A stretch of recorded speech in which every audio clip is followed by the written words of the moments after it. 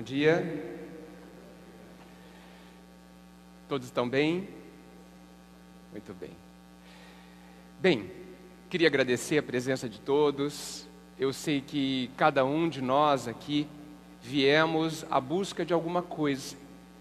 E penso que no final das contas, todos nós estamos em busca do nosso Pai.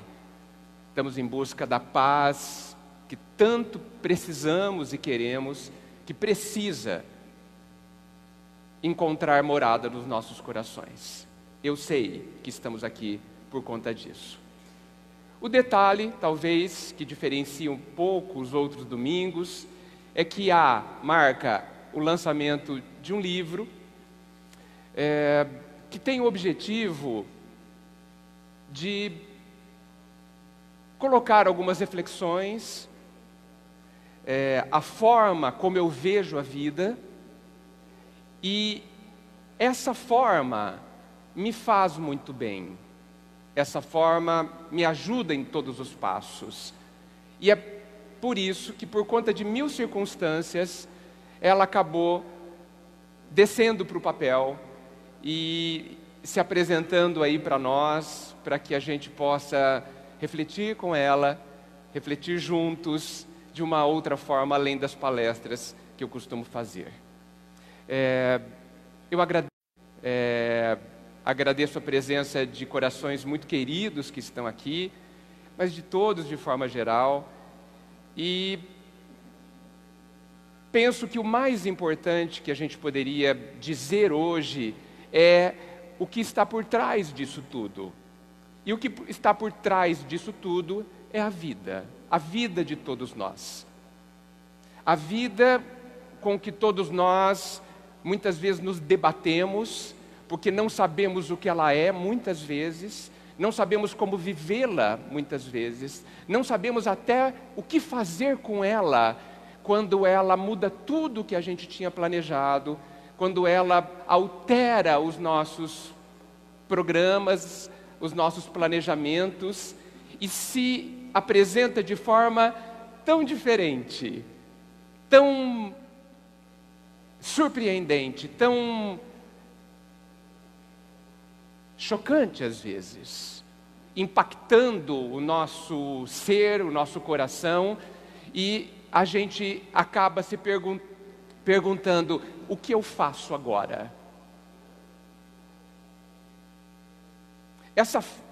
Existe uma visão, muitas formas de ver a vida, e evidentemente eu também tenho a minha, e preciso dizer qual ela é. Por que que preciso dizer? Por que que preciso colocar no que falo e agora no que escrevo? Porque esta visão me conforta, me ajuda, essa visão me faz viver com um sentido, essa visão responde às minhas perguntas, essa visão me acalma quando não há respostas. E apesar de ser muito habitual que a gente, para um edifício, olhe a fachada ou o telhado, o mais importante é a gente olhar as raízes.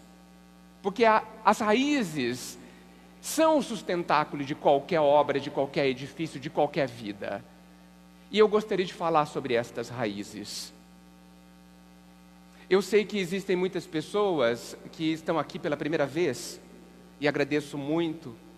E sei que existem pessoas que talvez não saibam exatamente qual é a minha visão da vida. E eu gostaria de aproveitar e falar rapidamente sobre 3 pontos fundamentais desta raiz, porque entendo que são esses pontos fundamentais, que poderão fortalecer todos nós para vivermos seja o que for que a vida nos propor. Porque é isso que é importante, que a gente seja capaz, que a gente saiba como viver todas as situações da vida. E nós já percebemos que a vida é muito criativa e nos dá caminhos completamente diferentes daqueles que a gente havia planejado, daqueles que a gente havia sonhado que seria. Muito bem.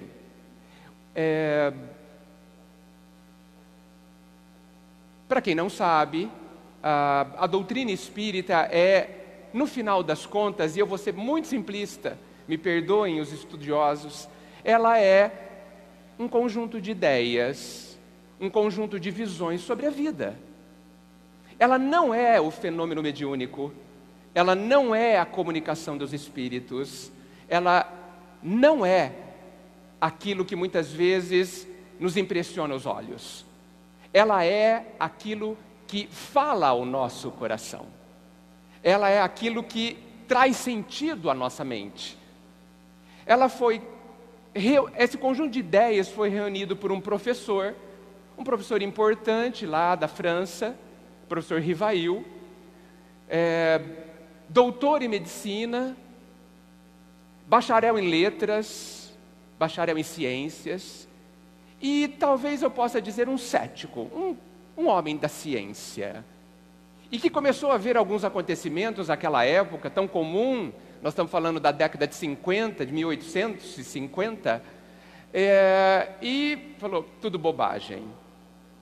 Mas de tanta insistência, ele foi lá ver o que estava acontecendo, né? Quando algumas mesas inteligentemente respondiam algumas perguntas. Que absurdo! Uma mesa responder uma pergunta. Como isso se dava? Perguntávamos alguma coisa para a mesa, e se ela desse um pulinho, era sim. Se ela desse 2 pulinhos, era não. E isso acontecia nos salões de festas de Paris, de toda a Europa. O pessoal achava isso mágica, divertimento, e ele achava também que era tudo bobagem. E um dia, de tanta insistência dos amigos, ele foi até lá, falei, deixa eu ver isso para desmascarar logo essa questão. Tudo bobagem. E ele se impressionou, porque as respostas eram inteligentes. As perguntas, muito bem feitas muitas vezes, eram respondidas de forma inteligente. E usando um conceito da ciência que diz que para todo efeito é preciso que haja uma causa, ele conclui rapidamente que para toda resposta inteligente é preciso que haja alguém inteligente respondendo. Isso é o ponto inicial de toda uma estrutura, toda uma forma de pensar, e que, interrompendo a parte histórica da nossa fala, eu quero ir direto para as raízes. A doutrina espírita, que é esse conjunto de ideias, que é essa forma de ver a vida e as pessoas, que veio decorrente das respostas que pessoas que já não habitam esse mundo começaram a responder, muitas pessoas. Essas respostas obrigatoriamente tinham que ser lógicas, coerentes com a ciência instalada. Kardec era membro da Academia de Ciência de Paris, né? E se ela não fosse lógica, ela era a resposta rapidamente descartada. Sempre foi preciso que tudo fosse coerente. E a coerência dessas respostas trouxe implicações filosóficas e também morais, portanto religiosas. Então, vou falar apenas 3 dos princípios dessa forma de ver, os princípios da nossa doutrina espírita. E o primeiro é universal, está em todas as religiões. É o conceito de que nós, seres humanos, somos imortais. De que nós sobreviveremos àquilo que a gente chama morte do corpo. Que nós viveremos para sempre. O que significa viver para sempre? Significa que nós nunca mais vamos parar de sentir. E nós nunca mais vamos parar de pensar.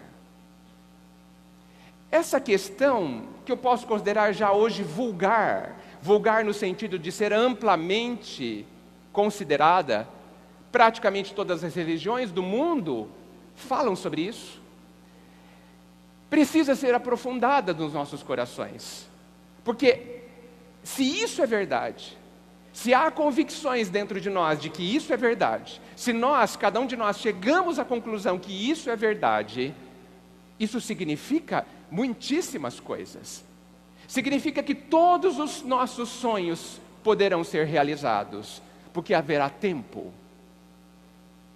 Significa que todas as bobagens que a gente faz, nós poderemos consertar e arrumar, porque haverá tempo.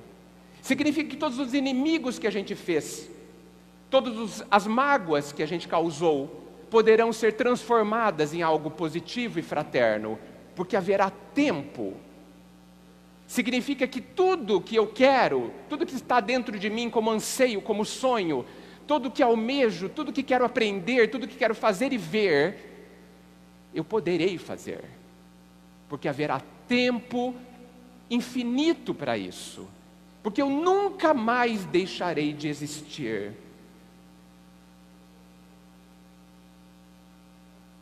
E me digam, amigos, se isso não é profundamente amoroso.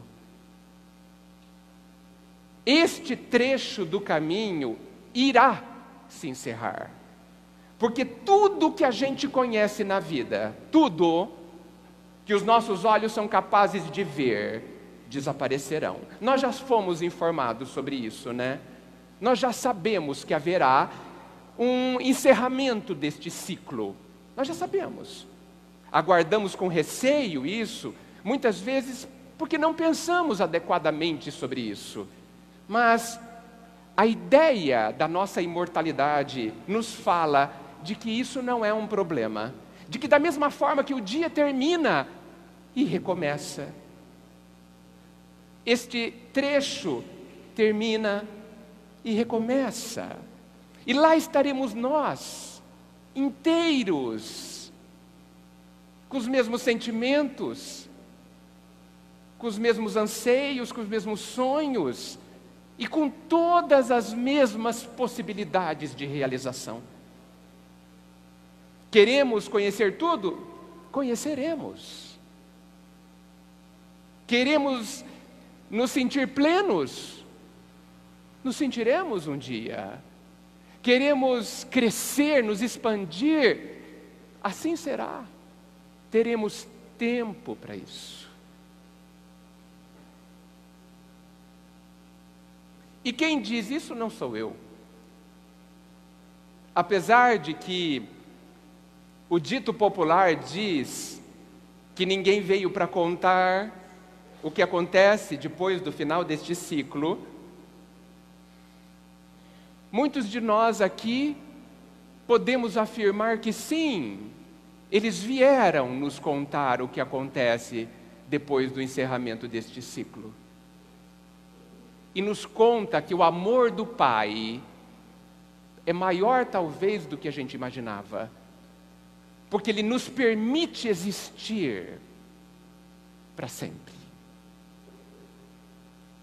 E se talvez olharmos com cuidado e silêncio para dentro de nós mesmos, é possível que alguma coisa dentro de nós diga que seria um contrassenso que fosse diferente, que seria um absurdo, que todo esse potencial gigantesco que existe dentro de cada um morresse, que seria uma estupidez da vida construir um caminho absolutamente complexo, biologicamente falando, que nos trouxe da ameba até aqui, de pé, falando, pensando, sentindo, realizando, para um dia tudo isso virar pó.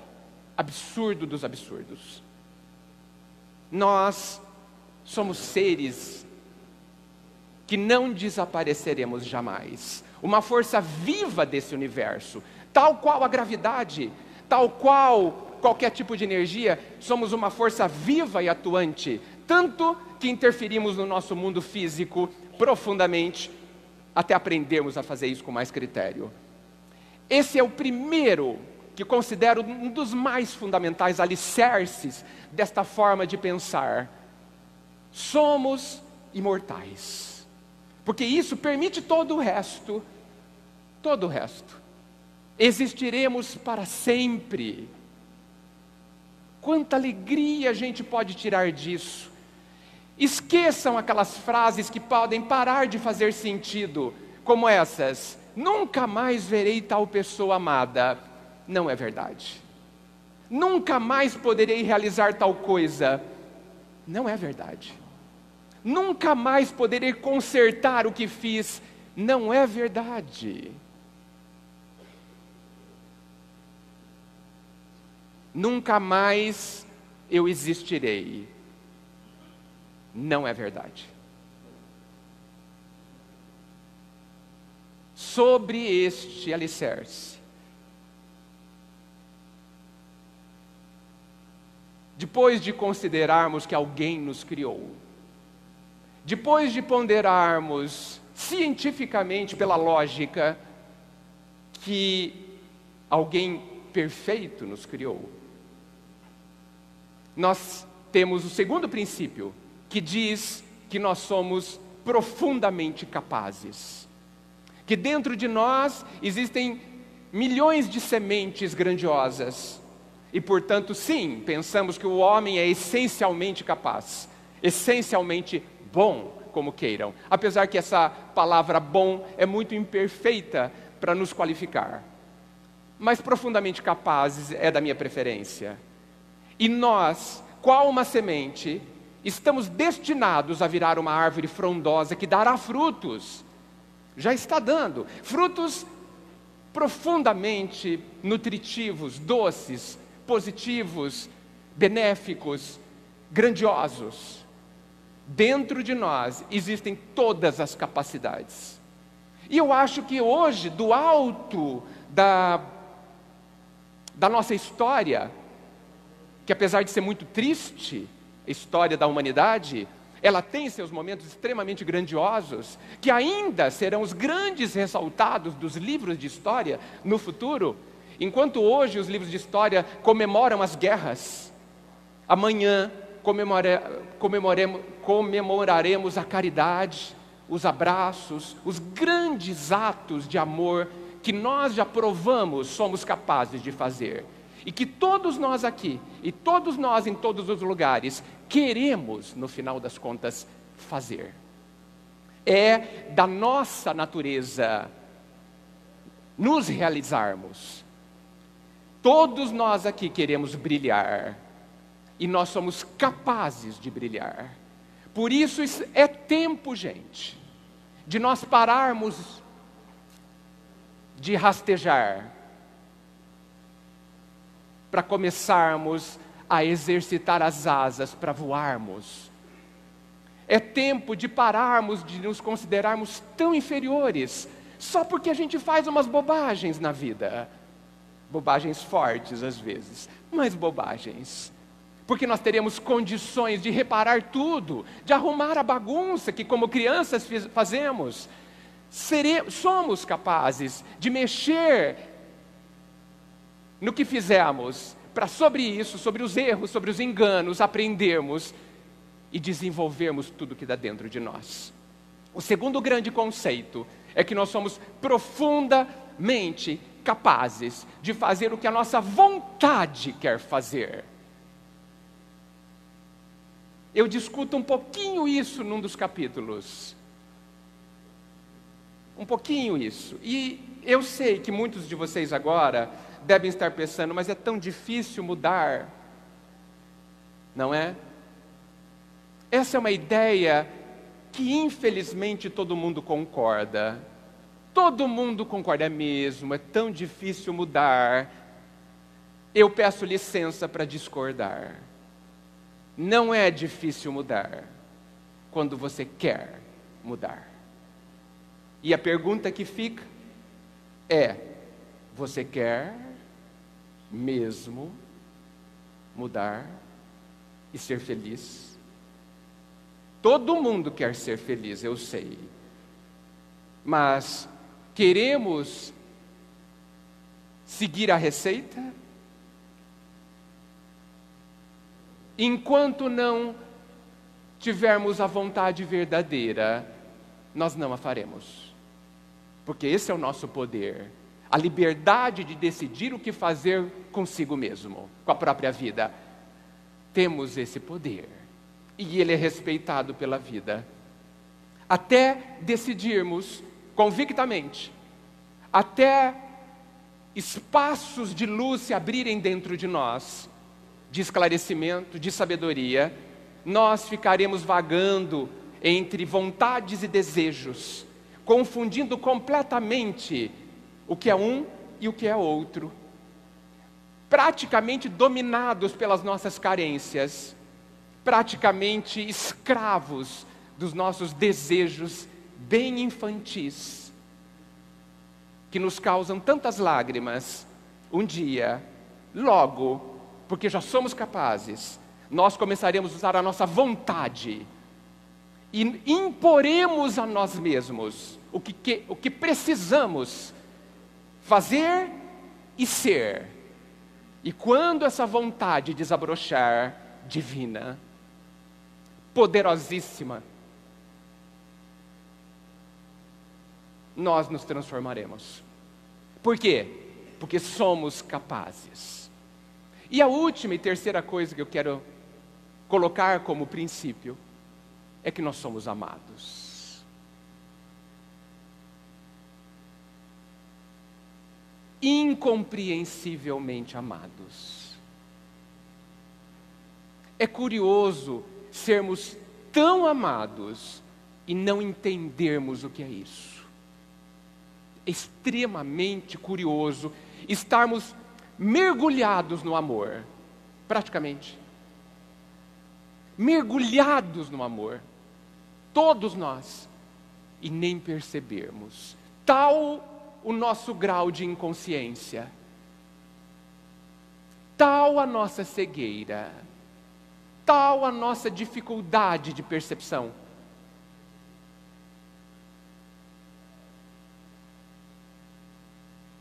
Mas o fato permanece o mesmo, porque não é porque o cego não vê a luz que ela não existe.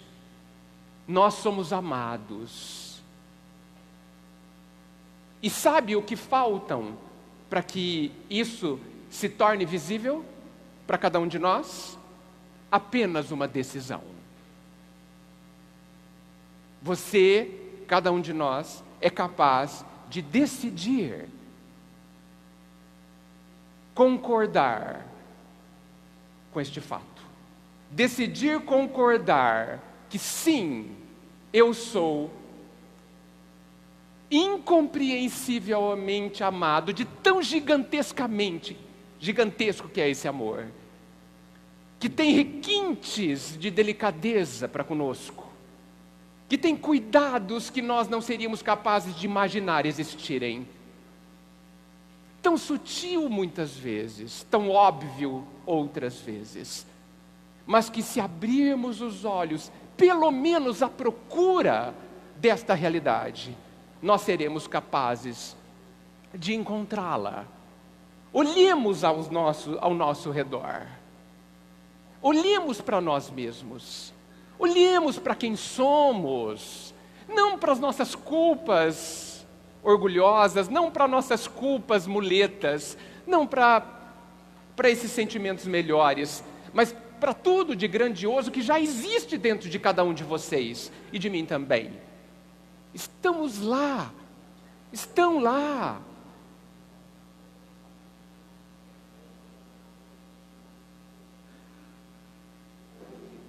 Eu convido vocês a pensarem se a gente se basear somente nessas 3 questões, se a nossa vida não melhora.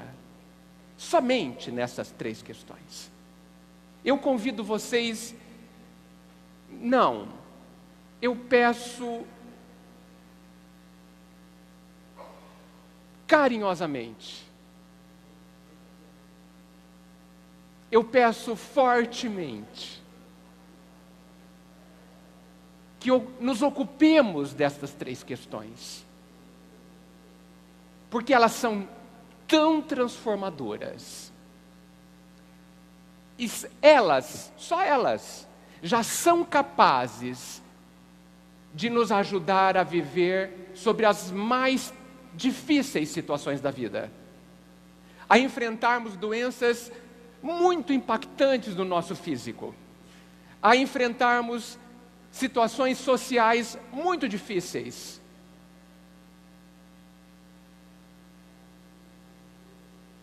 nos ajudam a enfrentar situações íntimas, muito complexas e difíceis de serem vividas.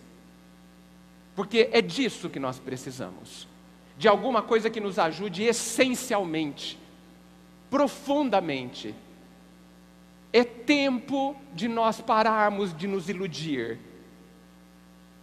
De que alguma coisa fora de nós fará alguma diferença na nossa própria vida.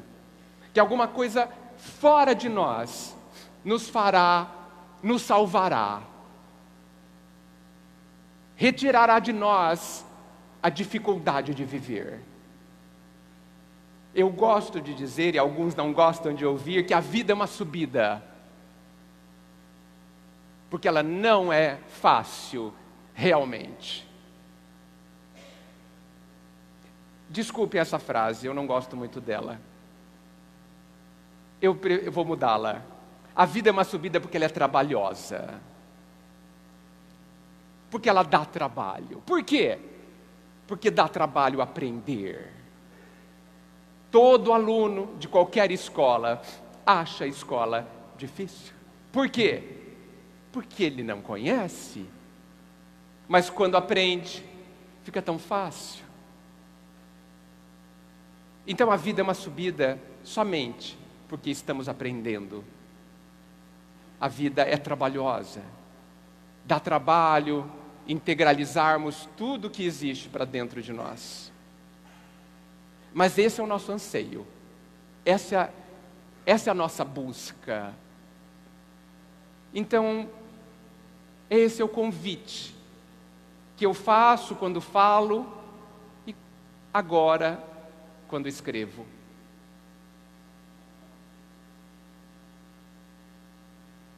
Não imagino algo mais importante para a gente se ocupar do que a gente cuidar daquilo que é mais precioso, que é você mesmo.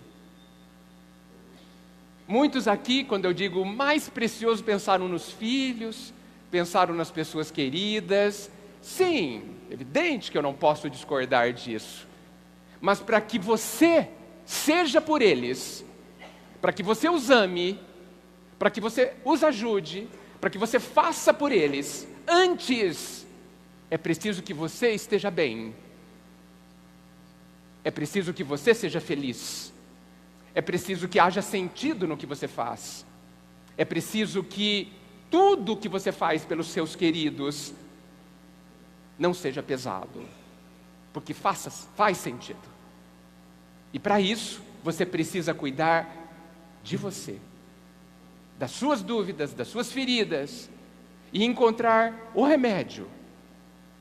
E eu não conheço outro remédio mais eficaz do que alterarmos a nossa forma de viver, extremamente infantil e imatura, para uma forma de viver digna de nós, digna de quem somos. Porque nós que nos consideramos tão pouco, precisamos descobrir a nossa grandeza e decidir que sim, eu sou grandioso, estou no começo, mal sei usar essa grandeza, nem sei onde ela está dentro de mim, mas eu sou assim, com infinitas possibilidades, extremamente capaz, vivendo uma vida altamente benéfica a mim, apesar de muitas vezes não concordarmos. Uma estrutura que eu chamo de vida formatada, estruturada em meu benefício. Como se houvesse um plano de crescimento onde eu me insiro.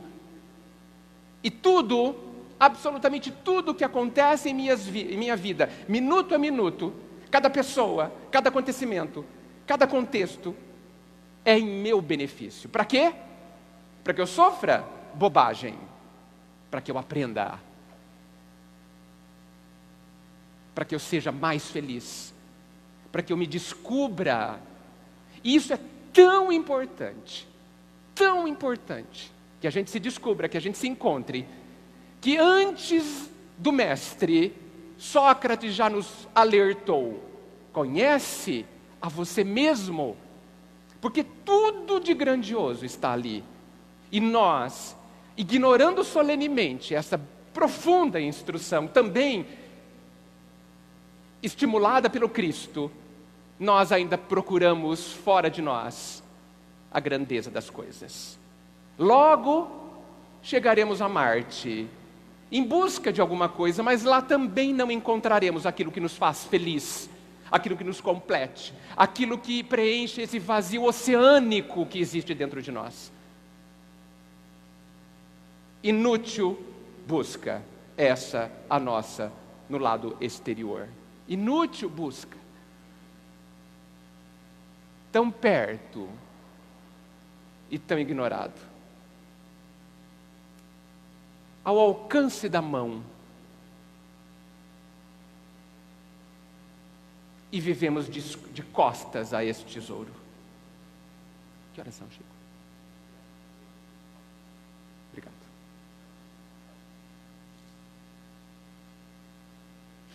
Nós já temos condições de dar esse passo, de nos voltarmos para nós mesmos.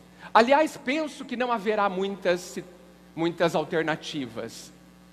Tal é a nossa depressão, tal é a nossa angústia, tal é a nossa tristeza. Andamos por aí pelas calçadas, com rostos bem maquiados e bem montados, exibindo uma máscara serena, leve, mas o coração está destruído.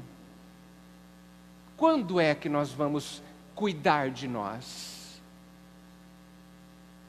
Queremos crescer, sermos alguém no mundo, e gastamos a nossa vida com esforços gigantescos para alcançarmos determinadas posições de destaque no mundo, para que nos aplaudam, para que nos celebrem, para que concordem conosco, para que nos digam que nós somos importantes. Mas enquanto eu não disser a mim mesmo quem eu sou, o quanto eu sou valioso, o quanto eu sou importante, eu ignorarei solenemente o aplauso de milhões, como a gente vê nas grandes celebridades, extremamente, sem generalizar, infelizes, tendo tudo o que supostamente todo mundo sonhou, já nos dizendo que talvez esse não seja um bom caminho. Que apesar de gastarmos a nossa vida, o tempo, gastarmos as nossas energias na busca deste objetivo, este caminho não funciona. Quase todo mundo aqui tem mais de 20 anos, não é? Um pouquinho mais. Quase todo mundo. O Henrique talvez, né? Em 20 anos, eu vou ser mais generoso. Todo mundo aqui tem pelo menos 30 anos, ok? Será que em 30 anos de vida a gente já não entendeu que muitas coisas do que a gente está fazendo não funciona? Será que em 30 anos, não são 2, em 30 anos de relacionamentos afetivos, em 30 anos de contato com a sociedade, em 30 anos com as estruturas da nossa cultura, em 30 anos com o nosso trabalho profissional, que nada mais é do que relacionamento em andamento, a gente já não conseguiu concluir que as estratégias que a gente usa não dão o retorno esperado? Nós que no âmbito profissional nos habituamos a fazer avaliações, nos habituamos a questionar investimento versus resultado. O que eu investi deu resultado. Por que não levamos isso para a nossa vida pessoal e verificamos o que eu estou investindo na minha vida? Vida verdadeira, vida plena, vida inteira. Está dando o resultado esperado? Está me fazendo verdadeiramente, honestamente feliz? Se não, é importantíssimo que a gente estanque esse investimento nessa aplicação tão ruim. Eu estou perdendo. ganhando experiência. Não está funcionando. Então alguma coisa precisa mudar na forma como eu vejo as coisas. Eu preciso mudar na onde eu aplico a minha vida. E como a gente sempre trabalha por indicações, né? Onde você aplica o seu dinheiro? Ah, é ali, naquele banco, naquele fundo. Como que você faz para conseguir isso? Ah, a gente procura indicações e é justo, é bom. Procuremos na história humana aqueles que conquistaram a paz verdadeira. Procuremos na história humana, ou ao nosso lado, aqueles que conseguiram estar acima de tudo, de todas as dificuldades, serenamente, sem desespero.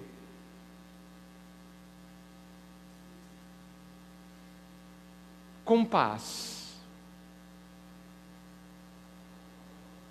Feliz. Procuremos. Qual é a indicação deles? O que eles fizeram de suas vidas? Onde eles aplicaram o seu tempo, as suas energias, para conseguirem serem felizes? Não é justo, gente, que a gente procure compreender o conceito da vida deles, para que as nossas angústias, para que as nossas tristezas, as nossas frustrações, as nossas mágoas encontrem uma resposta que converta tudo isso em paz, em felicidade. Não é? O que estamos esperando?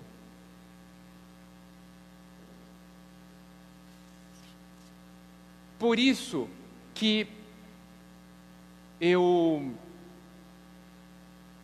me vem uma imagem na cabeça quando eu penso nesse assunto, especificamente nesse último ponto, uma imagem profundamente entristecedora.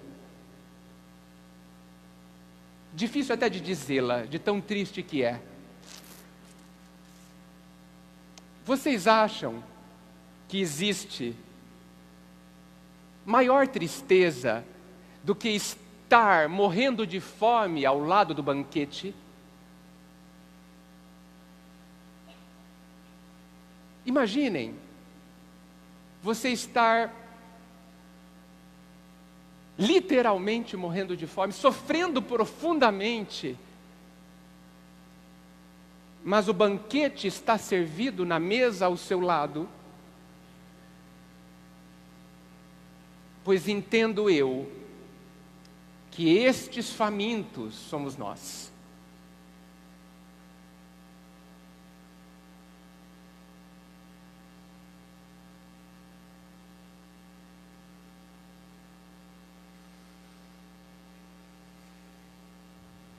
O banquete está servido há um bom tempo. Felizmente ele não se estragará, nem esfriará. Permanecerá ao nosso aguardo. Nos aguardará sem julgamento. Para quando desejarmos tomar a iniciativa de finalmente matar a nossa fome. Essa fome essencial que nos machuca tanto. Preencher esse vazio tão grande e aparentemente insolúvel, que tudo que a gente coloca nele até hoje, generalizando, não funciona. Mas o banquete está servido. Suficiente. Suficiente é quando nada mais é necessário. Ao nosso alcance, ao alcance da mão. E se alguém não puder estender a mão, será servido a boca. Basta que se deseje, que se queira, que se use à vontade. Nós já temos condições de parar de morrer de fome. E de vivermos uma vida mais plena. Nós já temos o caminho, mas estamos nos esquecendo de que todo caminho precisa ser caminhado, passo a passo, dentro de nós, nunca fora. O lado de fora é o palco onde se expressará o que está dentro de nós. É o lugar onde concretizaremos com o outro o que está dentro de nós. Por isso a pergunta é: o que está dentro de nós? O que colocamos lá? E é por isso que o Cristo, sempre absolutamente sábio, recomendou que a gente cuidasse daquilo que o ladrão não rouba e a traça não corrói, porque o resto não tem valor.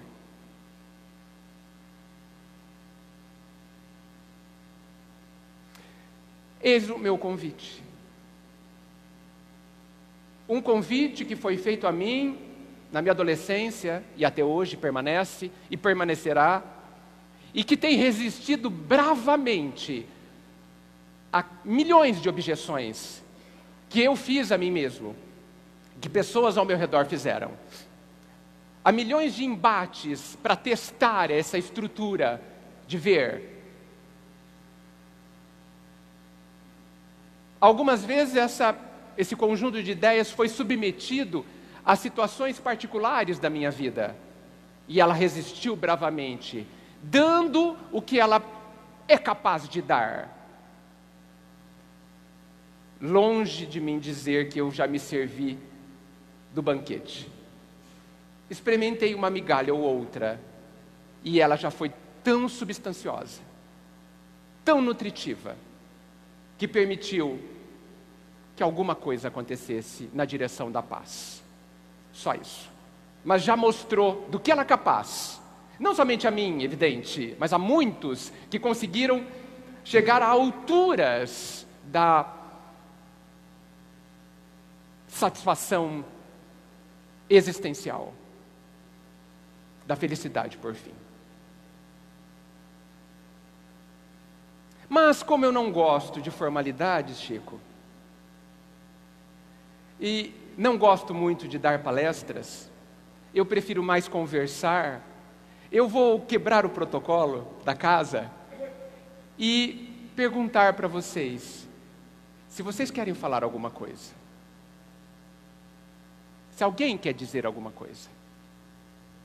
Se alguém quer discordar de alguma coisa, porque estamos numa casa onde a discussão é livre.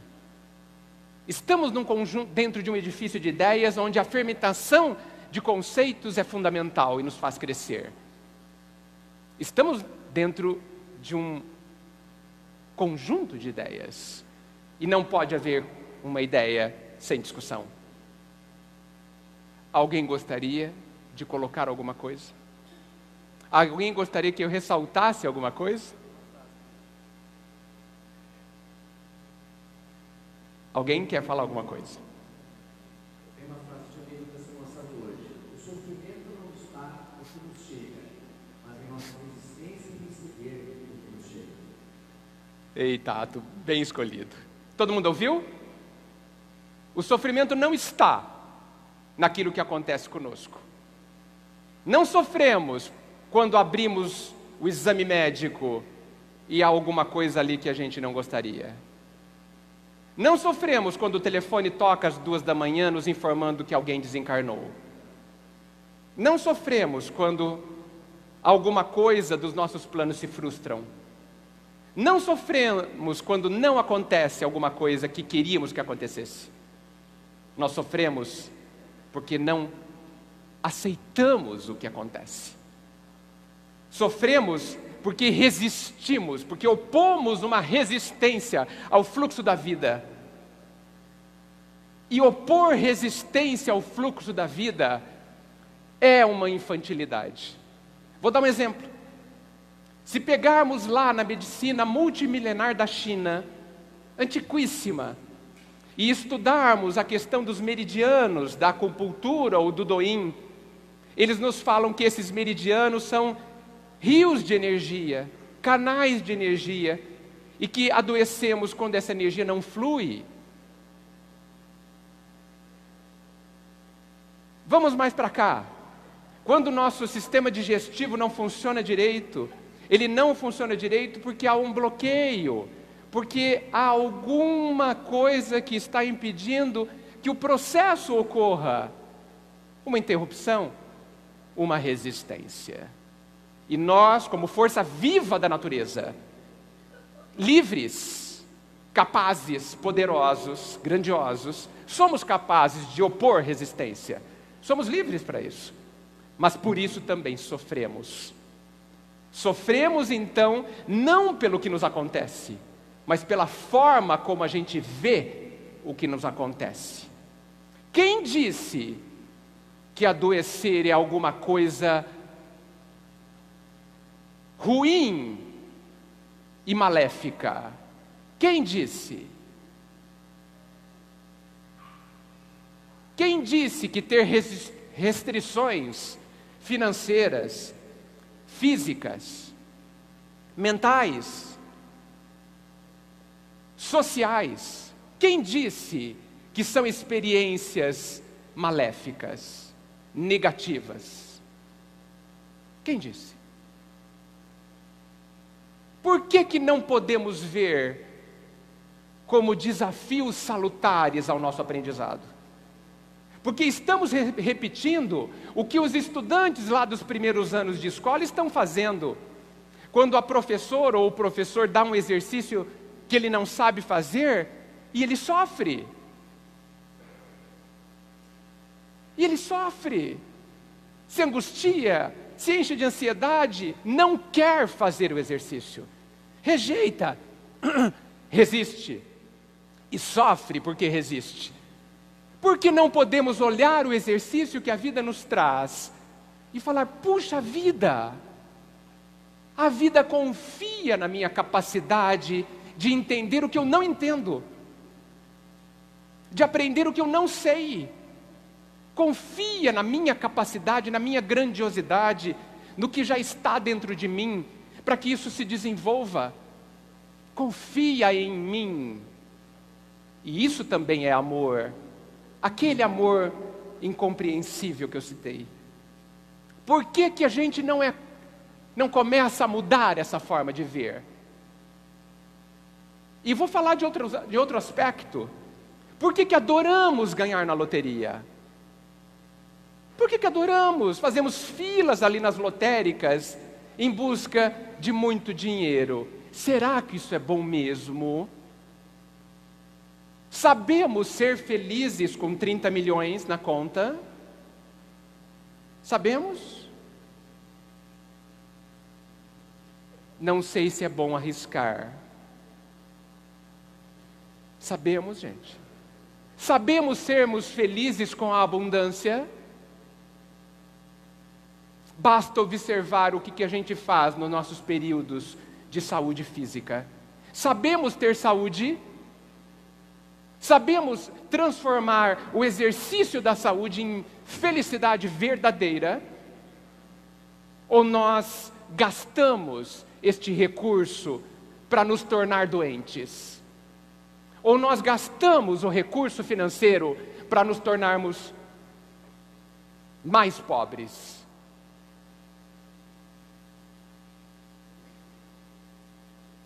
Então não concordo, e por isso escrevo, como diz o Renato, documento. Não concordo que os acontecimentos da vida possam ser classificados como ruins e bons. Todos, me desculpem, são excelentes. Todos visam revelar quem nós somos, extrair de cada um de nós a nossa grandeza. Visa, ao nos retirar determinados recursos, momentaneamente, é claro, mostrar para nós mesmos, fazer com que a gente veja o que a gente tem se recusado a ver. Quem eu sou, o que eu sou capaz quando tudo me é tirado. Porque, gente, subir repleto de abundância, qualquer um faz. Subir o Everest de helicóptero é fácil. Suba você com os seus recursos pessoais. Suba com o seu corpo. E aí nós veremos que eu preciso aprender milhões de coisas. E o mais importante não é chegar ao topo. Não é chegar ao topo. O mais importante é no que eu me transformei para conseguir chegar lá. No que eu me transformei.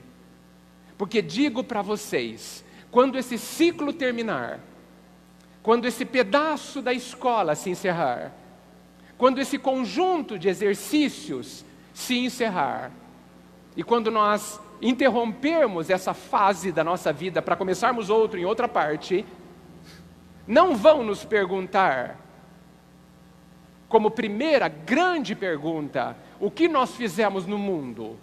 Não vão nos perguntar quantas cestas básicas distribuímos, quantas bocas alimentamos. Não vão nos alimentar quantas pessoas levantamos ou curamos. Essas perguntas virão depois. A pergunta mais importante que nos farão, ou que nós mesmos faremos a nós mesmos, será uma pergunta terrível, mas extremamente importante.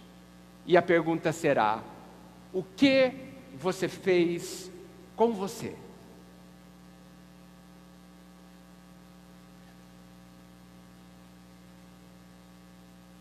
No que você se tornou? Essa é a pergunta que não pode esperar o final do ciclo para ser feita. Precisa ser feito agora. No que eu me tornei até hoje? O que eu estou fazendo comigo até hoje? Esta pergunta é norteadora. Porque nós podemos construir obras de pedra fantásticas e importantes, respeitáveis, sem dúvida. Mas a grande obra é interior. A grande obra do Pai é você.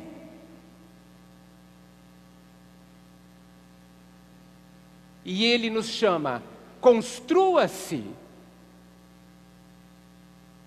nos dando todas as condições, esperando apenas uma questão de cada um de nós. Uma,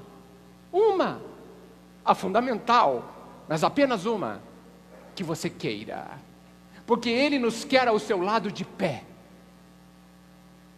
nunca rastejando. Ele não aceitará que cheguemos ao seu lado para pedir. No começo, talvez, mas depois, a hora que soubermos voar, a hora que a nossa luz brilhar, Ele nos quer dignos, de pé, inteiros,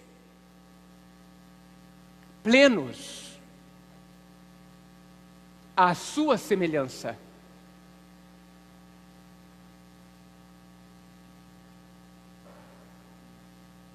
Só a nossa dúvida nos impede. Só a nossa descrença em nós mesmos nos impede. Porque acreditar em Deus é facílimo. Facílimo. Quase lógico. Mas a vida nos desafia a acreditar em si. Acreditar no que ainda parece lodo, e lama, e pó. Acreditar no que parece ser mal.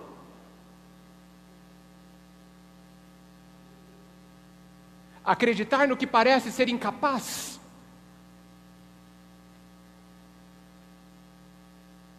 Acreditar naquela terra que Muita coisa indica que não sairá água, nem nenhum tesouro. Por isso que talvez a maior das infelicidades seja não acreditar em si. E talvez, na raiz de todas as depressões, na raiz de todos os desânimos, aproveitando o mês de setembro, que nos alerta sobre isso no Brasil, é possível que na base da nossa falta de energia, desânimo é não haver vida, não haver alma no que a gente faz. É não estarmos na vida que vivemos.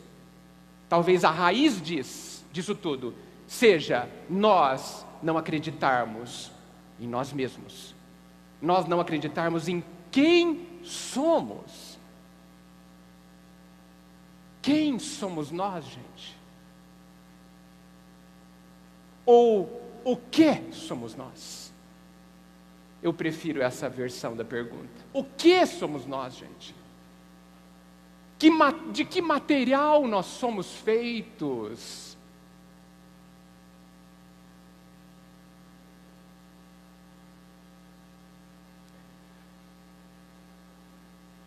O céu está à nossa espera para voarmos, esperando apenas que a gente decida começar esse empreendimento. O céu está à nossa espera para brilharmos, aguardando que paremos de nos rastejar, de nos comparar com a lama e com o lodo, e nos compararmos com a luz das estrelas e do sol que brilha quase que eternamente. Isso está à nossa disposição.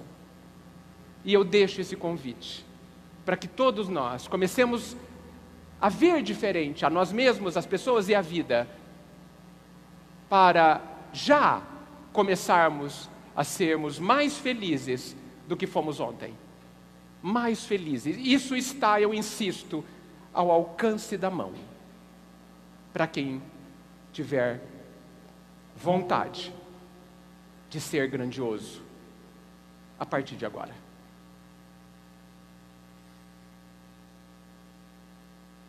Eu sei que Jesus nos abençoa, que nós abramos o nosso coração para receber essa bênção. Muito obrigado pelo carinho.